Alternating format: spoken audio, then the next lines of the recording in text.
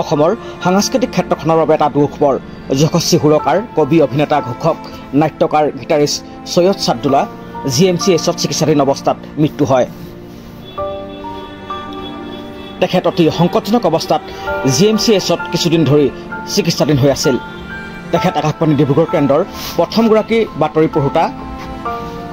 তেওঁ দূৰদৰ্শন, national geographic channel আৰু discovery চেনেলৰ সৰ্বমুঠ 100খনতকৈ অধিক ডকুমেণ্টাৰীৰ ঘোষক আছিল। আকাশবাণী ডিব্ৰুগড় কেন্দ্ৰৰ এসময়ৰ প্ৰতি দেওবাৰে সন্ধিয়া 7:30 বজাত 15 মিনিটৰ বাবে প্ৰচাৰিত মনোৰঞ্জনধৰ্মী অনুষ্ঠান বৰ্ণালীৰ অনুষ্ঠান সঞ্চালক আছিল। শিৱসাগৰ জিলা সাহিত্য সভাই আগবঢ়োৱা জিকিৰ শিল্পী ৰেকিবুদ্দিন আহমেদ সোঁৱৰণী বঁটা, অসম চৰকাৰৰ শিল্পী বঁটাকে ধৰি বহুতো বঁটা বাহন তেওঁ লাভ কৰিছে।